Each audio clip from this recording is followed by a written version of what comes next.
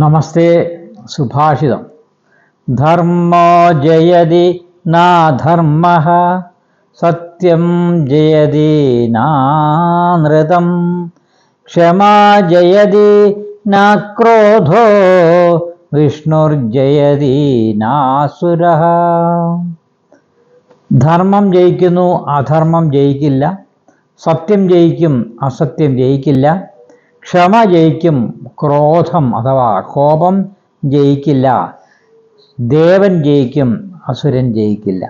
ഇതാണ് ഈ സുഭാഷിതത്തിൻ്റെ അർത്ഥം പറയുന്നത്.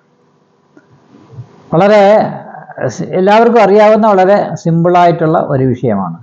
ധർമ്മത്തിൽ ജയമുണ്ട്, അധർമ്മത്തിന് ജയമില്ല എന്ന് പറയുന്നു. ഇപ്പം ധർമ്മത്തിൽ എന്തുകൊണ്ട് ജയമുണ്ട് എന്നെല്ലാവർക്കും അറിയാം. എന്തുകൊണ്ടാണ് ധർമ്മം ജയിക്കുന്നത്? എവിടെയും അധർമ്മികമായ അധാർമികത്വത്തിലൂടെ ഒരിക്കലും ഒന്നും നേടിയ ചരിത്രമില്ല, ജയിച്ച ചരിത്രവുമില്ല. അപ്പോൾ അധർമ്മം ജയിക്കത്തില്ല. ധർമ്മത്തിലൂടെ മാത്രമേ ജയം നമുക്ക് നേടാൻ സാധ്യമുള്ളൂ. അതേപോലെ അസത്യം ജയിക്കത്തില്ല, സത്യം മാത്രമേ ജയിക്കൂ.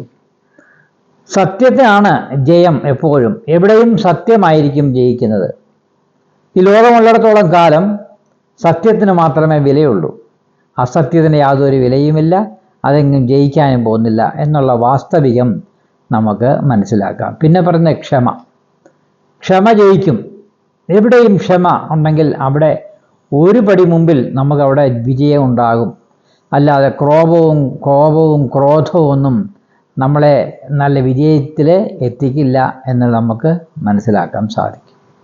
പിന്നെ പറയുന്നത് ദേവൻ ജയിക്കും, അസുരൻ ജയിക്കില്ല. ഈ ദേവന അസുരൻ എന്നൊക്കെ പറയുമ്പോൾ നമ്മൾ തെറ്റിദ്ധരിക്കണ്ട. ഇത് വേറെ ആളുകളൊന്നുമല്ല.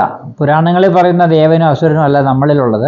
നമ്മളിൽ തന്നെയാണ് ഈ അവസ്ഥകളൊക്കെ ഉള്ളത്. കാരണം ഇതൊക്കെ നമ്മൾ ചെയ്യേണ്ടത്, മനുഷ്യർ ചെയ്യേണ്ട സ്വഭാവ വിശേഷങ്ങളെക്കുറിച്ചാണ് ഈ സുഭാഷിതത്തിൽ പറയുന്നത്. ധാർമ്മികമായ കാര്യങ്ങൾ ചെയ്യുന്നത് മനുഷ്യനാണ്, സത്യം ചെയ്യുന്നത് മനുഷ്യനാണ്, ക്ഷമ ഉണ്ടാകുന്നത് മനുഷ്യരിലാണ്. അതേപോലെയാണ് ദേവനും അസുരനും. ആസുരികമായ ചിന്തകളോട് കൂടിയാൽ നമുക്ക് ജയം കൈവരിക്കാൻ സാധ്യമല്ല. ദൈവികമായ ചിന്തകളായിരിക്കണം നമ്മളിൽ ഉണ്ടാകേണ്ടത്. അവിടെ നമുക്ക് വിജയം കണ്ടെത്താൻ സാധിക്കുന്നു. അപ്പോൾ ഇത്രയും വിഷയങ്ങൾ ഇവിടെ സൂചിപ്പിക്കുന്നു. സത്യം, ധർമ്മം, ക്ഷമ, ദൈവികമായ ചിന്തകൾ. ഇവിടെയാണ് ഇത്രയും ഉള്ള ആ പ്രദേശങ്ങളിൽ തീർച്ചയായിട്ടും വിജയം കൈവരിക്കുമെന്നിവിടെ സുഭാഷിതം സൂചിപ്പിക്കുകയാണ്. നമസ്തേ.